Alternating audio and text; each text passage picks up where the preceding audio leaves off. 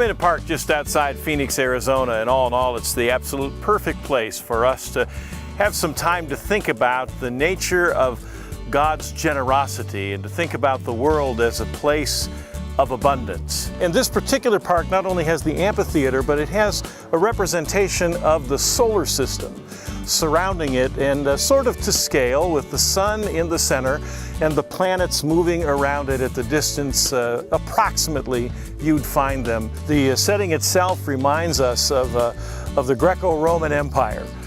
One can imagine Paul at Mars Hill, or the great philosophers having discussions about the meaning of existence, or the great Greek tragedies that explored the nature of what it means to be human.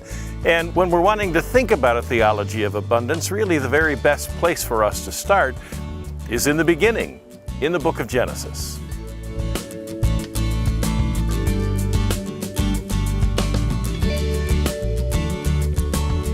In the center of the park is a depiction of the sun, a representation of it being in the center around all of these planets that are here.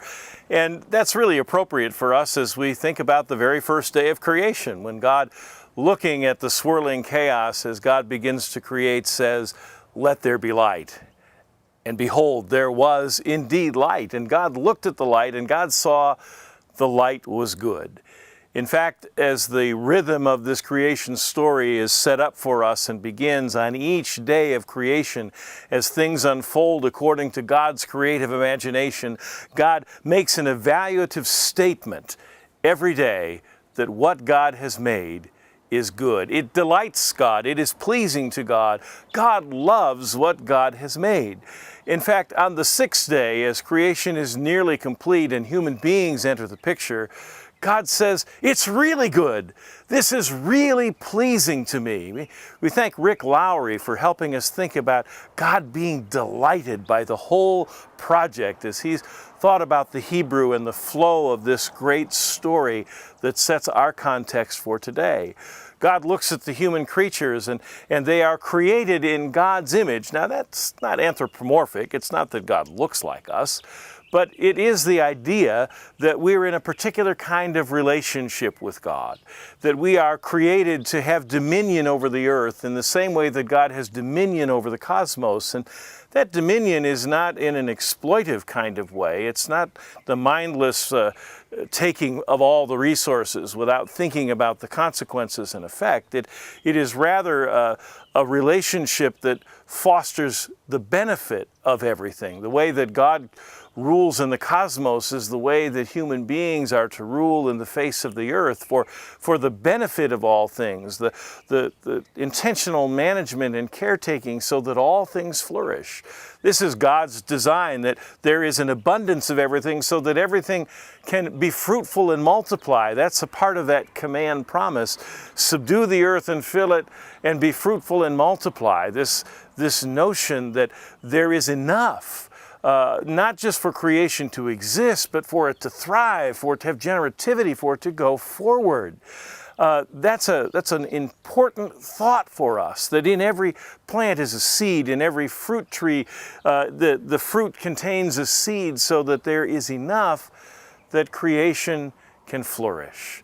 This is the fundamental promise the Hebrew author wants us to understand, that in the image of God we rule in the earth the way God rules for the benefit of all, and there is absolutely enough.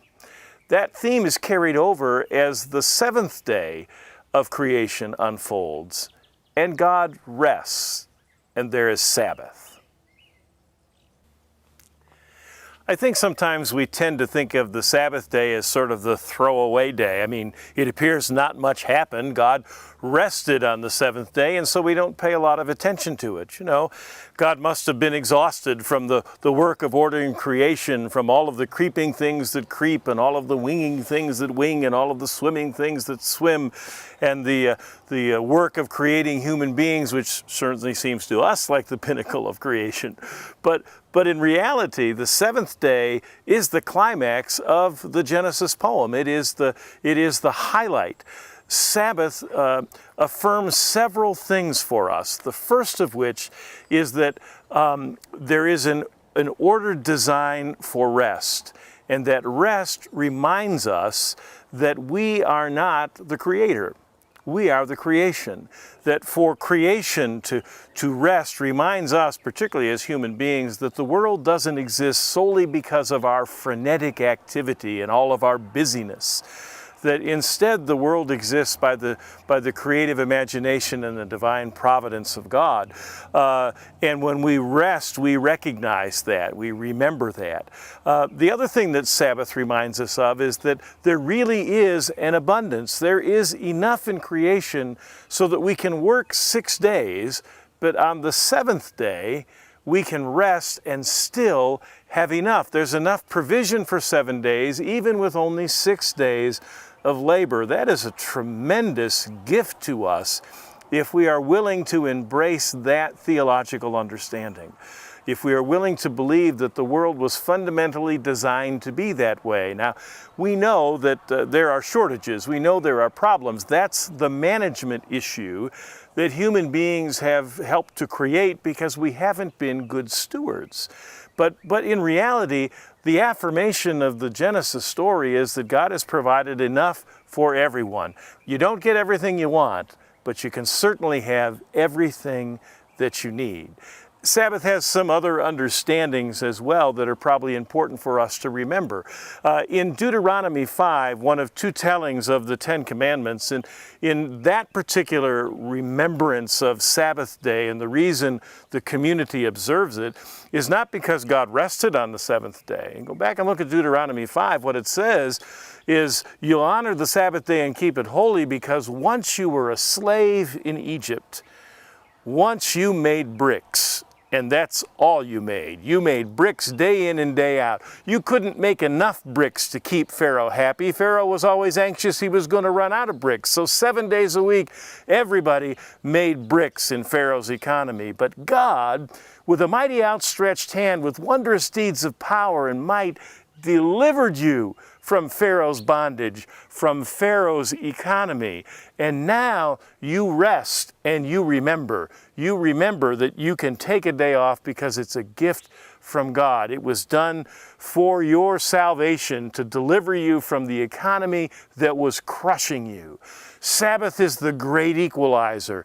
Everybody rests on the Sabbath day.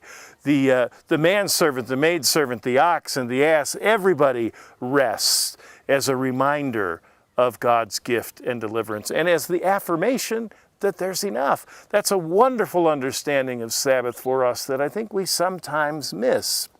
It's reaffirmed again in Leviticus 25, and I'm sure that y'all just going to get ahead of me and quote, but I'll say it anyway, you know, that in Leviticus 25 is the prescription that even the land gets to rest. 6 years you work the land and till the ground, but in the 7th year the land lays fallow, a Sabbath to God. We could argue the legitimacy of how well that would work, the practicality of how well that would work for Israel to take a full year off from planting and harvesting, but that's not Leviticus's issue. It wants to make the theological statement that the land itself is an independent, valued part of God's creation, also gets to rest. It is not subject to human bondage any more than the human beings are subject any more to Pharaoh's bondage. An important thing for us to note. Deuteronomy, in fact, says that if you don't keep these commands, the land will vomit you out. I suspect there are places where the land is really kind of vomiting us out, right? And one other thing to reflect about with Sabbath that I think is important for us is in Exodus 16, before we get to the Decalogue in Exodus, before we get to the mountain in Exodus 20, in Exodus 16, there is a story that relates both to God's provision and to Sabbath and trust. You may remember at the end of Exodus chapter 14, the Red Sea saga finishes and is completed. Pharaoh is swept away. The children of Israel stand on the promised land side of the Red Sea. And that chapter ends very simply. The people believed in God and God's servant Moses. Chapter 15 is just essentially a song. I will sing unto the Lord, for he has triumphed gloriously, the horse and the rider thrown into the sea. It's a time of celebration and joy. It's a great dance of victory. The very end of chapter 15, there's a little issue with water. You may remember from your Sunday school lessons. And in the desert, water is an issue. And Moses is instructed, the place where they are, the water is bitter. Moses is instructed to place a branch in the water, and the water turns sweet. And the people are provided for what they need, but that's not how the place is remembered. It's not remembered as a place where God provided water. It's remembered as a place where the folks quarreled with God, and that quarrel continues as chapter 16 opens up. Now they're hungry, and they don't have any food, and they grumble against Moses. The Back to Egypt committee is already in the parking lot having a meeting, you know. Back in Egypt, we had plenty to eat. We sat by the flesh pots and had our fill. They have a short memory of what it was like in Egypt and Pharaoh's economy and 24/7 making bricks. And so God says to Moses, I'm going to provide for food. Manna is going to come. Manhu in Hebrew literally means, what the heck is this? That's a great rendering. What is this? And sure enough, the manna is brought, it comes from heaven, if you will, the bread from heaven.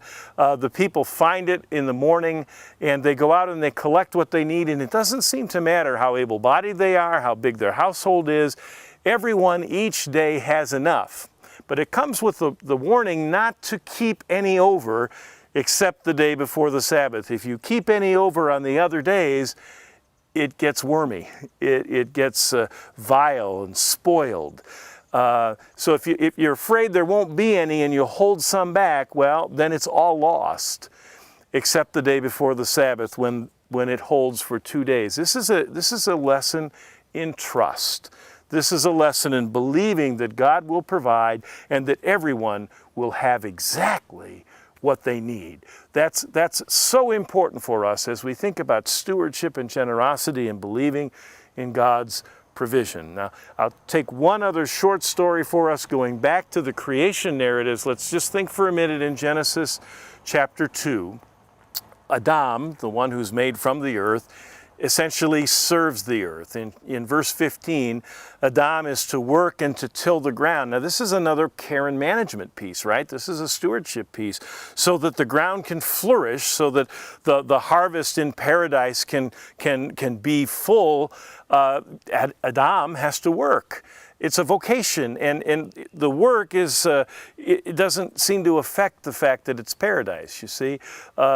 I know we tend to think of paradise as a place where there's no work, but really for the Hebrew author here, paradise is because God is present. That's what makes it paradise. Wherever God is, that's paradise. And we remember God would come in the cool of the evening and walk in the garden in that story. So that's what makes it paradise.